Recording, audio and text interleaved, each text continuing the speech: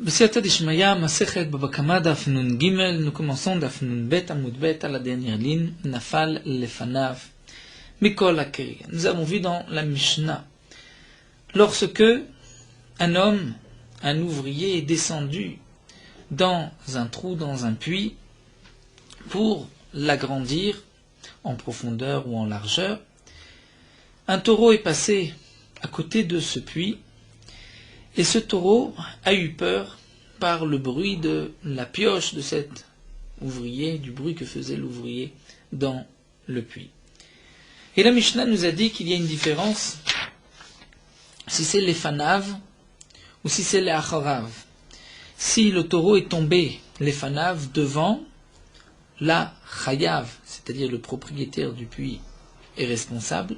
Les acharav derrière, patour, il est patour. Que signifie les fanav devant ou derrière? Amar Rav nous explique ici les fanav mamash. Les fanav signifie que le taureau est tombé, la tête la première, dans le puits, et il est mort par le hevel, par cet air qui se trouvait dans le puits. Là, c'est le propriétaire du puits qui est responsable. Les acharav, derrière, que signifie derrière? Acharav mamash.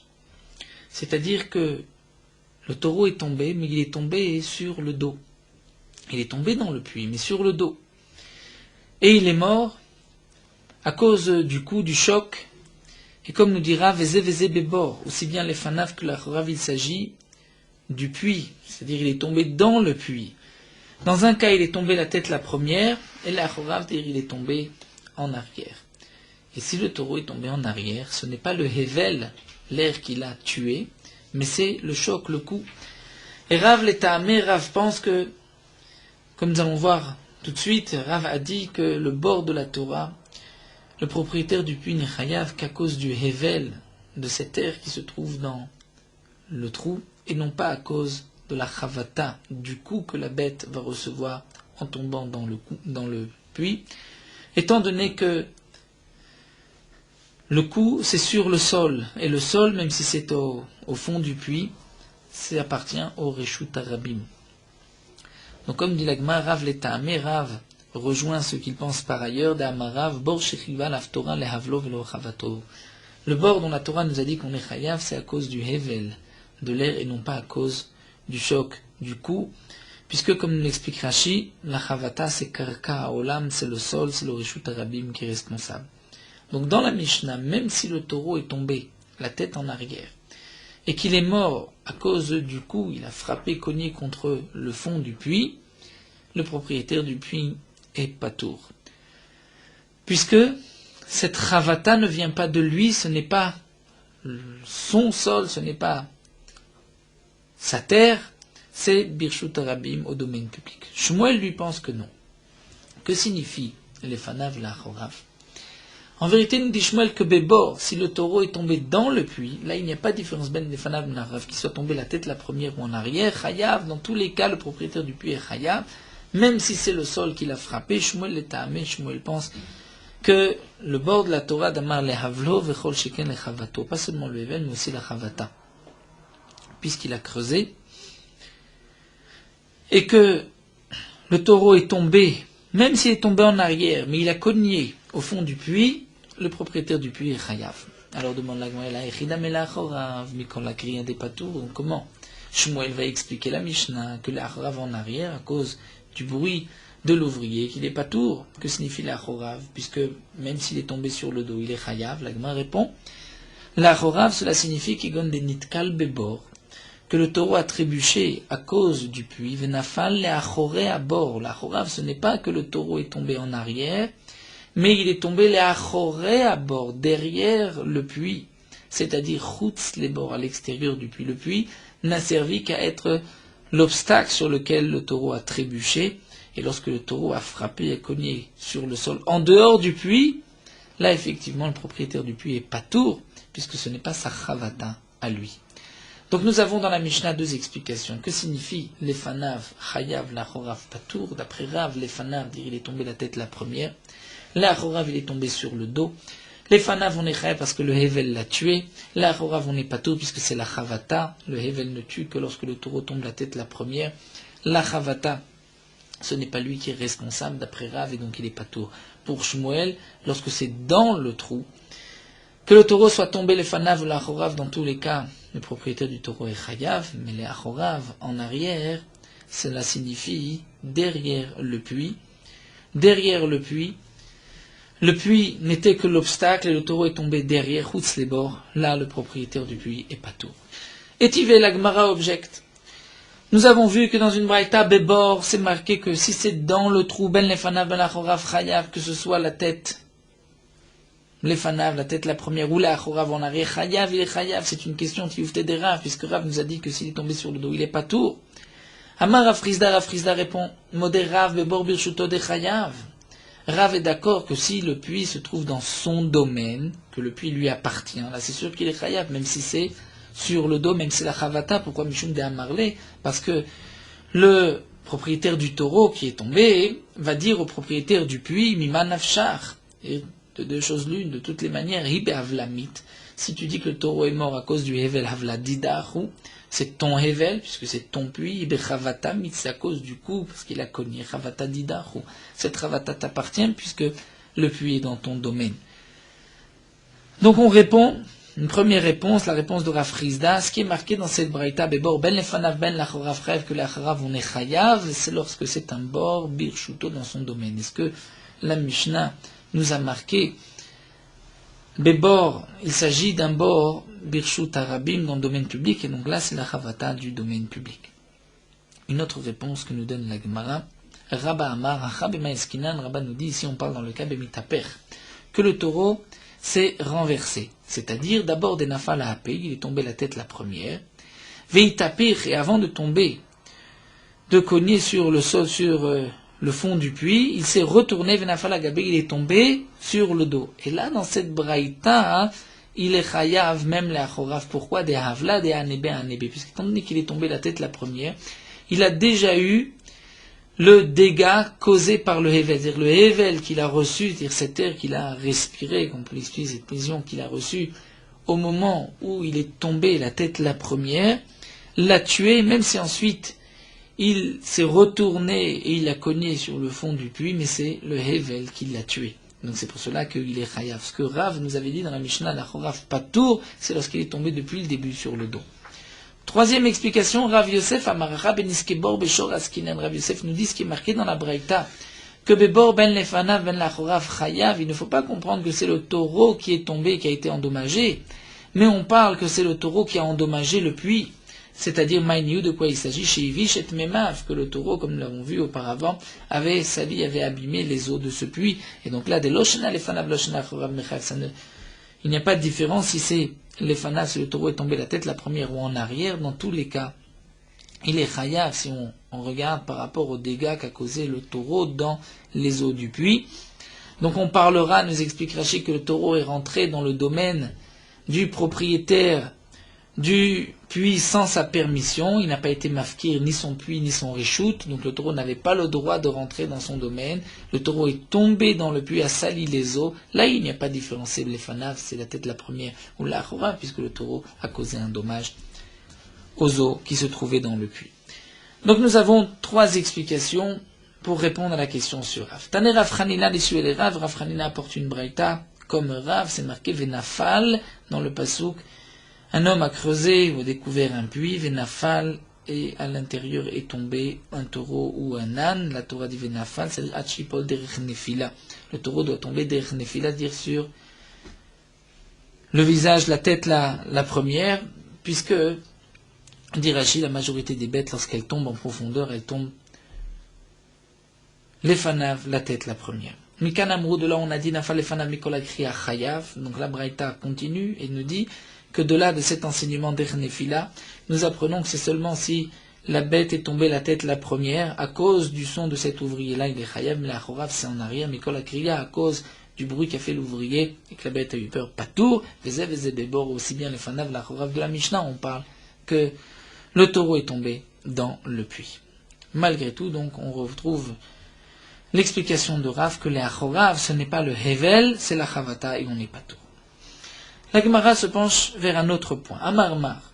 nous avons vu Nafal lefanav mikol hakriya chayav. Nous avons vu dans la Mishnah aussi que si le taureau est tombé parce qu'il a pris peur, à cause du bruit qu'a fait l'ouvrier, qu'il est tombé la tête la première, il est chayav. Qui est chayav? Le propriétaire du puits.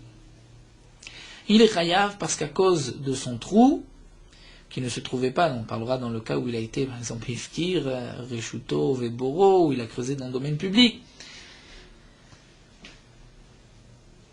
Ici, chayav, le propriétaire du puits, c'est-à-dire celui qui l'a creusé, est chayav, et l'ouvrier, bien sûr, est patour. Ve'amai demande la Gemara, pourquoi le propriétaire du taureau est chayav? Nema, on n'a qu'à dire kore garamlo. Pourquoi le taureau est tombé? C'est parce que le taureau a eu peur. A eu peur de qui? Du bruit qu'a fait l'ouvrier. L'ouvrier, lui, on ne peut pas l'accuser de quoi que ce soit, comme l'explique Rashi, étant donné que c'est juste gramma. Dire c'est un ouvrier, ce n'est pas lui qui est le propriétaire du trou, parce que si c'est lui qui est le propriétaire du trou, il est évidemment responsable de ce qui s'est passé dans le trou. On parle donc d'un ouvrier qui a été creusé et élargir, nous pouvons dire, le trou, et à cause du bruit, le taureau est tombé. Donc lui, le coré, on ne peut pas le rendre responsable, c'est une gramma. Il a causé un dégât indirect. Il a fait du bruit, le taureau a eu peur et le taureau est tombé. Mais malgré tout, demande la Gemara, comment se fait-il que le propriétaire du puits soit chayav de payer le dégât tout entier, puisqu'il avait avec lui un associé, un partenaire qui a été la cause aussi du dégât, et donc, pourquoi lui doit-il tout payer? C'est la question de la Gemara. Amar Rav Shimi Barashi nous dit Hamane Rabbi Natan. Qui est l'auteur de cette Mishnah? C'est Rabbi Natan. De Amar qui a dit Baal abor ezeka ka'avad vechol echad elo efshar lishtalumeh mehai mishtalumeh mehai. Rabbi Natan nous a enseigné dans une braïta que nous allons voir par la suite que lorsqu'il y a deux associés au dégât, par exemple un taureau qui a poussé un autre taureau dans un puits, c'est dans le puits que le taureau était endommagé ou est mort. Donc il y a là deux responsables, le propriétaire du puits et le propriétaire du taureau qui a poussé le deuxième taureau. Parfois, on ne peut pas rendre chayav les deux, comme nous allons voir, on ne peut pas rendre chayav le propriétaire du taureau, et donc on va rendre responsable un peu plus le propriétaire du puits. Ça c'est ce que pense Rabbi Natan, et les Chachamim sont en marloquette, nous allons le voir. Donc la Gemara répond, c'est d'après Rabbi Natan, qui a dit que Baal abor et Zeka Ka'avid, il est évident que le propriétaire du puits a causé un dégât, puisque le taureau est mort à l'intérieur. D'après les Chachamim, on verra que ce n'est pas si simple que le Baal abor soit responsable, mais Rabbi Natan pense que oui. Lorsqu'on ne peut pas se faire payer par l'un, on se fait payer par l'autre. C'est-à-dire dans notre cas, puisqu'on ne peut pas se faire payer par l'ouvrier, qui lui n'était que gramma, et que le taureau est tombé dans le puits, a été endommagé dans le puits, donc le propriétaire du puits est lui aussi responsable, puisqu'on ne peut pas se faire payer par l'ouvrier, puisque ce n'est que gramma, donc c'est le propriétaire du puits qui payera la totalité. Ça c'est ce que la Gemara répond, et nous allons voir tout de suite dans la Braïta ce Rabbi Natan. Détania. Shor shedachaf et chavero. Un taureau qui a poussé un autre taureau les bords dans un puits. Baal ashor chayav, le propriétaire du taureau qui a poussé l'autre, est chayav. Baal abor patour, d'après les Chachamim. Parce que les Chachamim pensent que ce n'est que le taureau qui a été la cause de ce dégât. Le puits, le propriétaire du puits, n'est pas responsable. Qui est-ce qui a fait le dégât? C'est le taureau qui a poussé. Si le taureau n'avait pas poussé, ce taureau-là ne serait pas tombé. Même si c'est un taureau donc qui est piqué, intelligent, qui voit, ce n'est pas la nuit, mais il a été poussé. Donc celui qui l'a poussé est responsable. Rabbi Natan pense qu'en vérité les deux sont responsables, comme nous allons voir, et le taureau qui a poussé et celui qui a creusé le trou. Et donc Rabbi Natan nous dit, Balashor meshalem merza, le propriétaire du taureau paye la moitié du dégât, ou Balabor meshalem merza, et le propriétaire du puits paye la moitié. Et la Gemara nous rapporte une braïta, donc nous allons d'abord confronter une autre braïta à Rabbi Natan, nous allons expliquer la chita de Rabbi Natan, et ensuite on reviendra à cette fameuse chita de Rabbi Natan, lorsqu'on ne peut pas se faire payer de l'un, on se fait payer de l'autre. Nous avons une autre braïta, Vatania Rabbi Natan Omer Balabor meshalem shalosh chalakim, que le propriétaire du puits paye 3/4, ou Balachor revient, et le propriétaire du taureau paye que 1/4 du dégât. Comment se fait-il qu'une fois Rabbi Nathan nous dit que l'un paye la moitié, l'autre la moitié, une fois on voit que le Balabor paye 3/4 et le Balachor revient? Lokasha, nous dit l'Agma, ce n'est pas une marloquette. Il n'y a pas de contradiction. Habetam abemouad, tout dépend si le taureau est tam ou si le taureau est mouad. C'est-à-dire, si le taureau qui a poussé le deuxième taureau était tam, donc il ne paye que la moitié. Dans ce cas-là, c'est 1/4 et le Balabor 3/4. Habemouad, là c'est moitié-moitié, comme nous allons le voir, la Gemara va l'expliquer. Betam, donc d'abord nous allons étudier le cas de Tam, puisque la Gemara va l'expliquer. Betam, le taureau est Tam, il l'a poussé pour la première fois, demande la Gemara et Kassava, que pense Rabbi Nathan? On a deux manières d'aborder ce dégât. D'après Rabbi Nathan, le taureau qui a poussé le deuxième taureau est responsable. Le puits qui était là, où le taureau a trouvé la mort, le propriétaire du puits est aussi responsable. D'après les Chachamim, nous avons vu que c'est que le taureau qui a poussé qui est responsable. Mais d'après Rabbi Nathan, est-ce que cela veut dire que le taureau qui a poussé a fait le dégât tout entier et le propriétaire du puits a aussi causé le dégât tout entier, ou ils ont causé chacun la moitié du dégât? Et là nous allons voir toute la différence. C'est que nous dit l'Agma Maï Kassava, qu'est-ce que pense Rabbi Nathan? Il Kassava a écoulé Zeka Avad, que l'un, c'est-à-dire le propriétaire du puits, a fait tout le dégât, a écoulé Zeka, et le propriétaire le taureau a fait tout le dégât, Zeka Avad. Donc, même si le taureau est tam, puisque ce taureau-là, qui a poussé, a causé le dégât tout entier. Donc en tant que tam, il doit payer la moitié. Donc il paye la moitié du dégât. Et le propriétaire du puits doit aussi payer la moitié, puisque ils sont deux, donc l'un paye la moitié, l'autre la moitié. Même si le taureau est tam, il doit payer la moitié, puisqu'en vérité c'est la moitié du Nezek Shalem que lui est responsable. Donc, c'est ainsi. Même dans le cas de Tam, chacun doit payer la moitié. Pourtant, Rabbi Nathan nous a dit 3/4, 1/4. Si Rabbi Nathan pense que le taureau qui a poussé n'a fait que la moitié, puisqu'il avait un associé avec lui, le taureau, et le propriétaire du puits n'a fait que la moitié, parce qu'il avait un associé.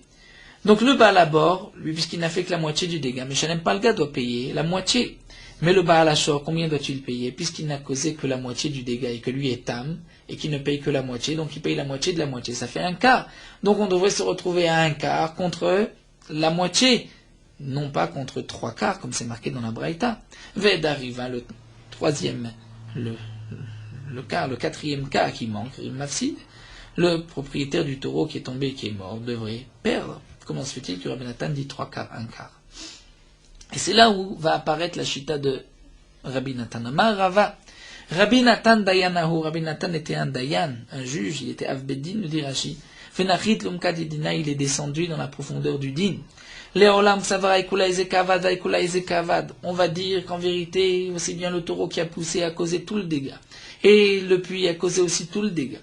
Seulement, tu te poses la question, puisque le taureau a causé tout le dégât, donc en tant que tam, il paye que Khatsinezek, c'est la moitié, et l'autre paye aussi Khatsinezek. Alors comment se fait-il que Rabbi Nathan a dit 1/4, 3/4? Mishum de Amarle, Baalachor, le Baalabor, parce que le propriétaire du taureau va dire au Baalabor, il va dire, mais je ne comprends pas. Shutfotae, Mayahaneli, la shutfoot que toi tu es endommagé avec moi. En quoi ceci m'aide? Qu'est-ce que cela m'apporte? Puisque, que tu sois là ou pas. Moi, j'ai causé tout le dégât. Donc, Khatsinezek, je paye la moitié. Tu es avec moi ou tu n'es pas avec moi, je paye la moitié, ce n'est pas logique. Si toi, tu m'as aidé dans le dégât puisque tu étais là, puisque le taureau est tombé dans ton trou, donc je devrais profiter du fait qu'on soit deux à avoir endommagé le taureau. Donc je ne vais payer moi que Reva, le quart, et toi, tu vas payer les 3/4. Oui, on peut expliquer aussi. Leolam kasavar aipalga ezekava veha aipalga ezekava. On peut expliquer d'après Rabbi Nathan que le taureau qui a poussé a fait la moitié du dégât et le taureau et le puits a aussi fait la moitié.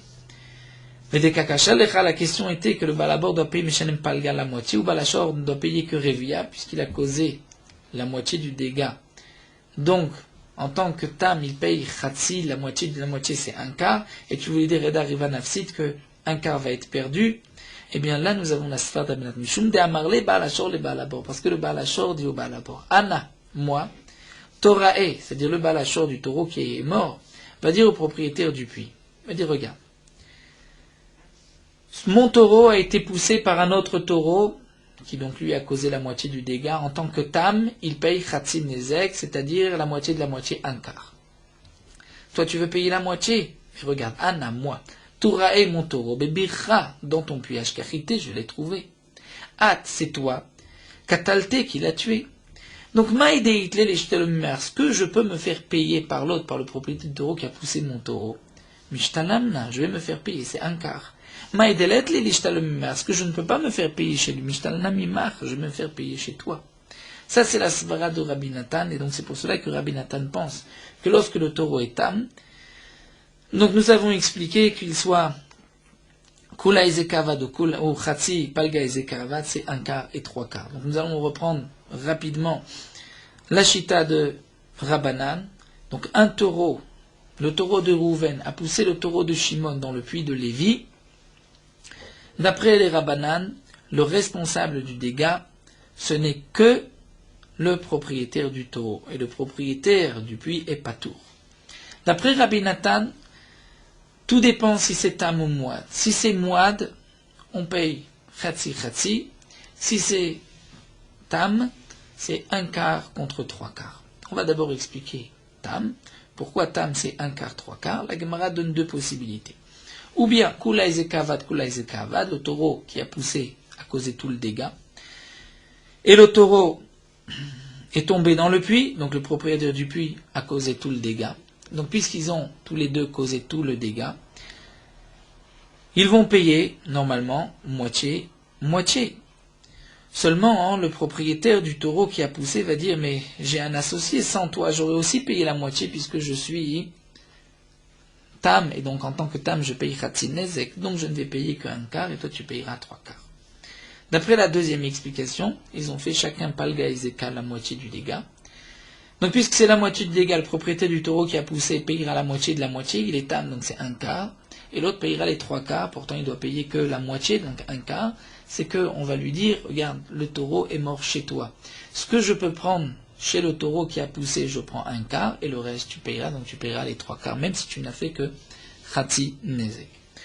Concernant le Mouad, comme l'avait expliqué Rachid déjà à propos de Mouad, là il n'y a pas de différence si on dit Palga et Zeka Avad, ou bien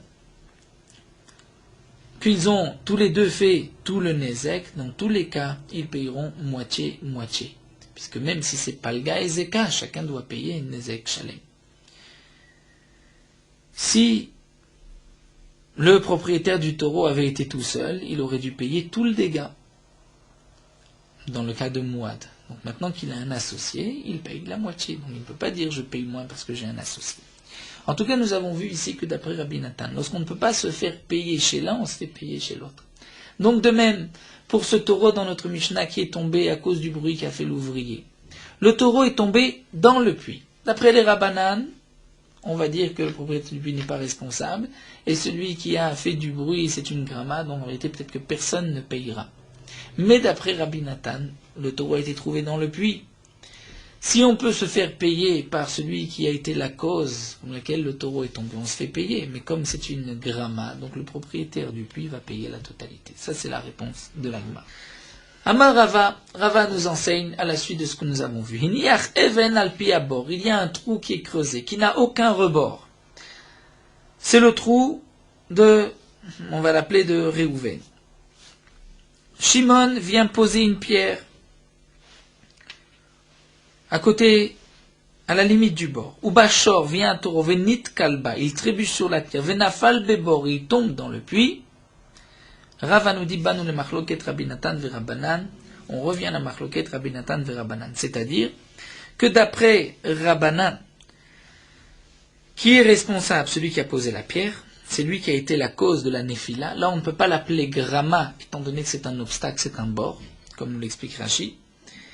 Et le propriétaire du trou, dans ce cas-là, sera patour, puisque, d'après les Chachamim, c'est celui qui a fait tomber le taureau, qui a fait tout le dégât, comme nous l'avons vu plus haut. D'après Rabbi Nathan, ce sont les deux.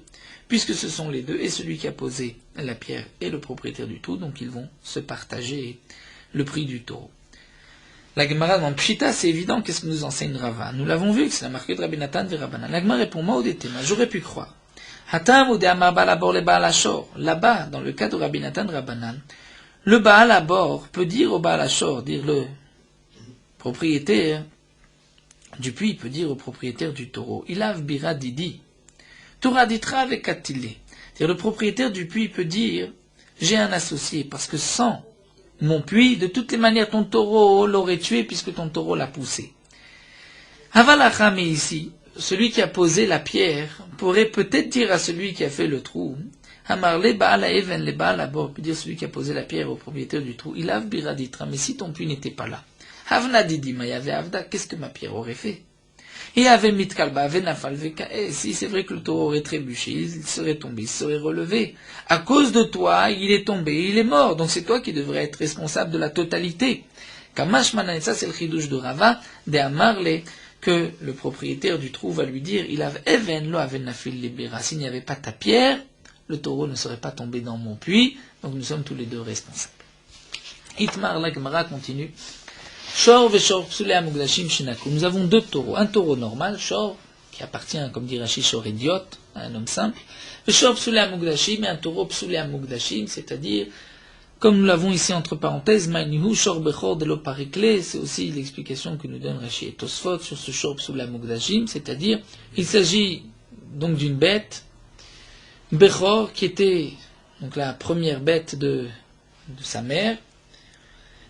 Normalement, le Bechor doit être sacrifié sur le Misbéar, doit être donné au Kohen et doit être sacrifié. Et dans le cas où ce Bechor a un défaut, à ce moment-là, le Kohen va l'égorger et va manger cette bête en dehors du Beth Amikdash. Mais on ne peut pas racheter la valeur d'un Bechor. Le Bechor, il y a une halakha, on ne peut pas racheter sa valeur et donc lui enlever, déplacer la Kedusha. Donc le Bechor, qui est psoulé à Mugdashim, a un statut particulier, est appelé le Shor du Hekdesh, le Shor du Beth Amikdash.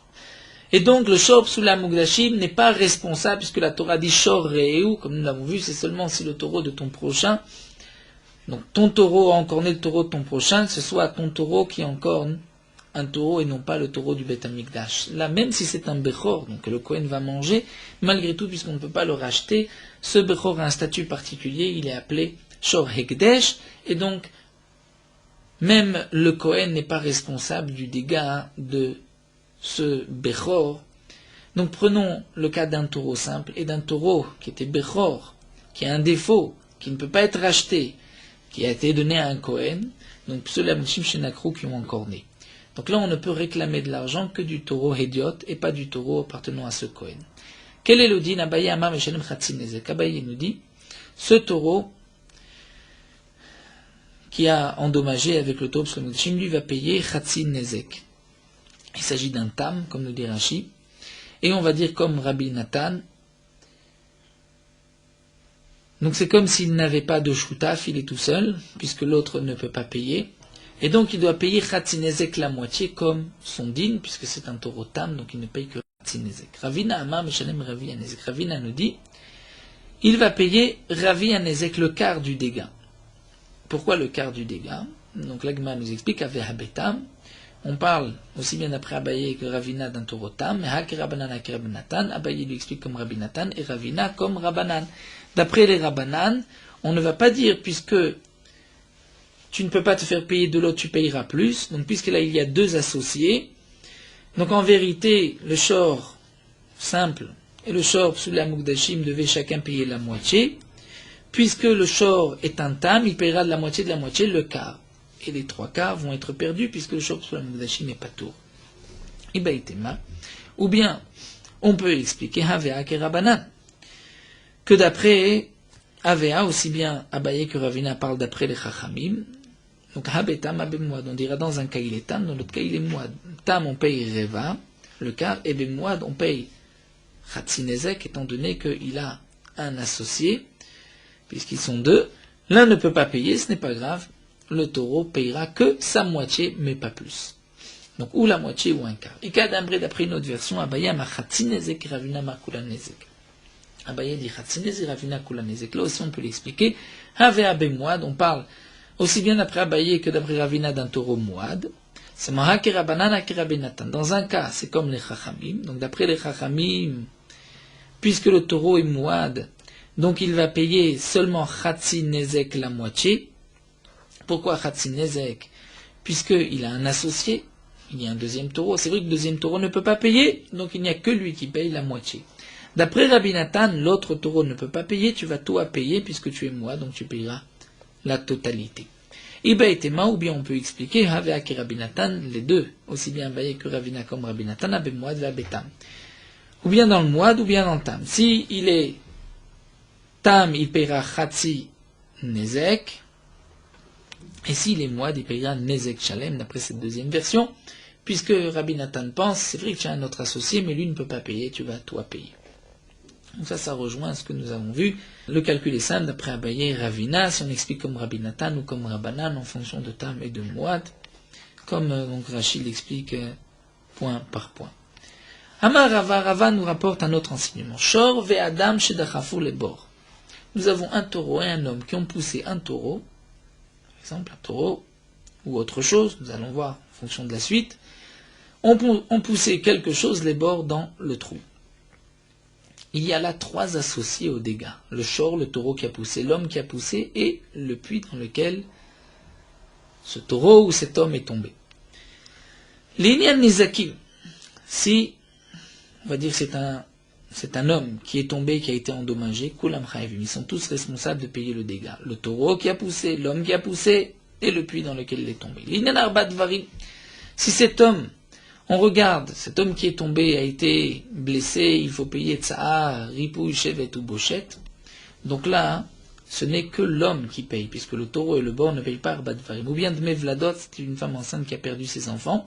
Ce n'est que le Adam qui paye. Adam chayav et shorobo patour.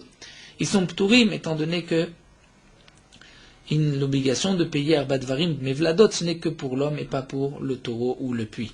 Et comme le rajoute Rashi, ceci s'explique comme Rabbi Nathan, donc on ne regarde pas seulement celui qui a poussé, on regarde aussi le propriétaire du puits, c'est pour cela que Nenzakim Kulam Chayavim. Les Inyan Kofer, si c'est un homme qui est tombé, et que le taureau avait déjà tué et poussé ainsi 3 personnes, ou bien Shloshim Shelevet, c'est un esclave qui est tombé et qui est mort, donc il faut payer les Shloshim Shelevet, là c'est le taureau qui a poussé qui est Chayav, Adam ou Bob Tourim, étant donné que le Adam et le Bor n'ont pas ces chivuvim de Kofer Shloshim Shelevet. L'inyan Kelim, si l'homme et le taureau ont poussé dans le trou, un taureau, par exemple c'est Kelim, des ustensiles se sont brisés, ou bien c'est un shop sous les Amugdashim, et là ce n'est pas le même que nous avons vu plus haut, le shop sous les Amugdashim, mais là c'est juste une bête qui avait donc un korban qui avait un défaut, pas un bechor, mais un korban qui avait un défaut et qu'on peut racheter, donc ça s'appelle shor re'u.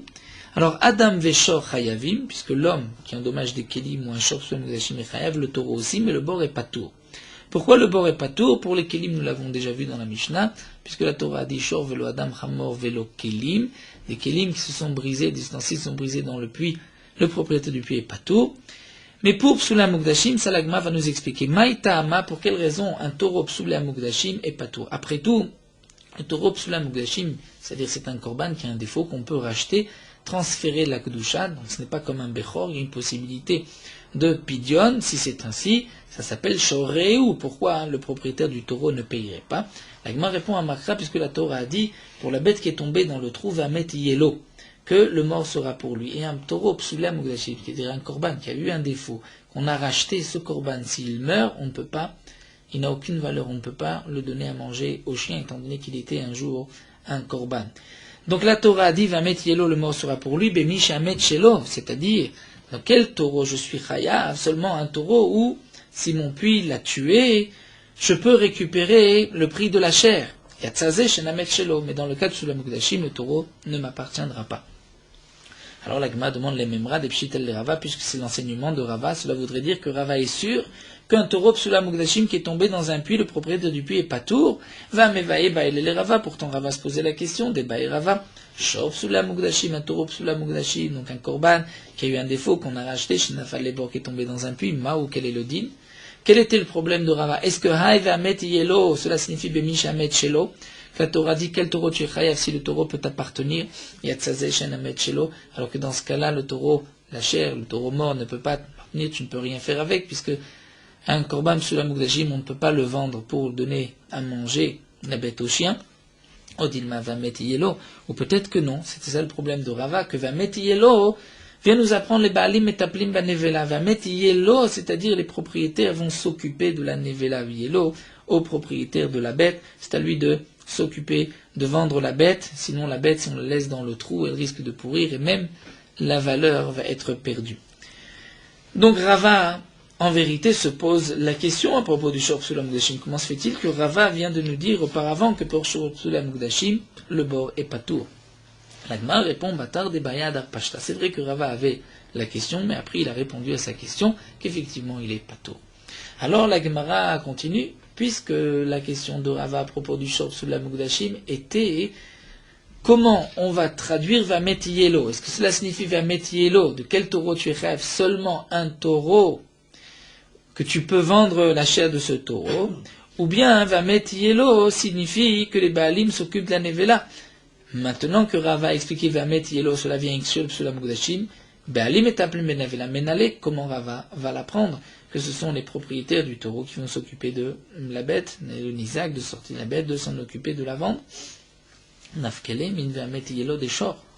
C'est-à-dire, puisqu'on l'apprend à propos du taureau, dans le taureau qui a tué un autre taureau, c'est aussi marqué Vamet Yelo que les Baalim doivent s'occuper, c'est-à-dire le propriétaire du taureau endommagé doit s'occuper, comme nous l'avons vu déjà plusieurs fois dans la Gemara, c'est à lui de s'occuper de la dépouille et de vendre la nevela, sinon il va perdre même la valeur de la nevela. C'est-à-dire que le mazik lui doit payer la différence de la bête vivante et du prix de la bête morte aujourd'hui.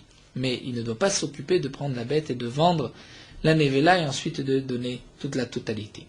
En tout cas, nous voyons ici que le bord, le Vamet Yelo qui est marqué dans le bord, vient exclure le Shor Psula Mukdashim, et le Vamet Yelo qui est marqué à propos du taureau, qui est encore un autre taureau, vient nous apprendre que les Baalim est appelé Benevela. Alors demande la Gemara, Maï Chazit, c'est-à-dire pourquoi tu choisis ainsi que Vamet Yelo des Shor, Mafket les Baalim Tablim Benevela, ce Vamet Yelo qui est marqué à propos du taureau, tu l'utilises pour dire que les Baalim Tablim Benevela. Et Vamet Yelo qui est marqué à propos du bord, Mafket les Mishamet Shelo. Et pour Anna, on devrait dire le contraire. Et si on dit le contraire, il en ressortira que le taureau qui pousse un autre taureau, si c'est un taureau Psula Mukdashim, il ne sera pas tour. Pourtant Rava nous a dit que c'est que le bord qui est pas tour. Alors l'Agma répond, Mistabra, la logique c'est de dire ainsi, que le ptour gabé bord. À propos du bord, on va dire qu'on n'est pas tour dans Psula Mukdashim. Pourquoi? Oil ou patarbo et akilim. Puisqu'on voit que la Torah a dit que lorsque des kilim sont brisés dans un trou, on n'est pas tour. Donc certainement que la Torah veut rendre patour aussi le Shor Psula Mukdashim. La Gemara dit au contraire, Adraba patour gabé shor, tu devrais dire que patour à propos du shor, sheken patar bo chatzinezek, puisque tu vois qu'à propos du chatzinezek, un taureau qui est en corne, il ne paye que chatzinezek. Donc tu vois que la Torah est plus indulgente pour le taureau qui est en corne, alors que pour le bord, on paye nezek shalem dès la première fois, donc peut-être que le tour de Psula Mukdashim devrait être pour le taureau qui est en corne. La Gemara répond non, kule nezek miat lo ashkechan, c'est-à-dire dans dégâts du taureau, on ne voit pas que la Torah a été indulgente au point de le dispenser d'un nezek tout entier. Il paiera au moins Khatzinezek, alors que dans le bord, on voit que pour les Kélim, il est pas tour les gamrés. Donc c'est plus logique de dire que le Vamet Yelo qui est marqué à propos du trou, du bord, vient exclure les Psula Mukdashim où on n'est pas tour, alors que le Vamet Yelo qui est marqué à propos du shor ne vient pas exclure Psula Mukdashim, vient nous apprendre que Baalim et Taplim Banevela. Et donc ainsi, nous avons expliqué les psukim. Alors nous arrêtons ici, Nafal et Tocho.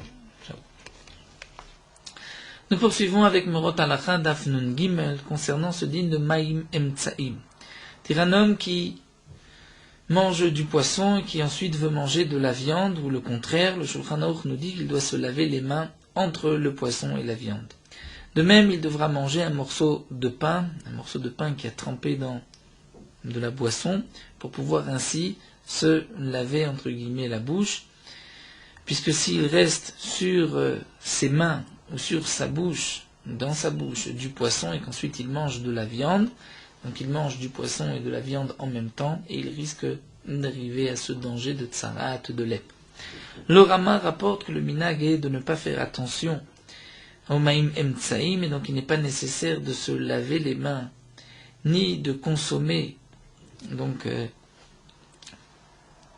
un morceau de pain entre le poisson et la viande, puisque la sakana qui est rapportée du poisson et de la viande, c'est lorsqu'ils ont été cuits ensemble, mais de les manger l'un après l'autre, il n'y a pas de crainte. Les poskim rapportent aussi que peut-être que de nos jours, il n'y a pas non plus de sakana pour le poisson et la viande, puisque les natures, le teva, des hommes, a changé de la période de la Gemara.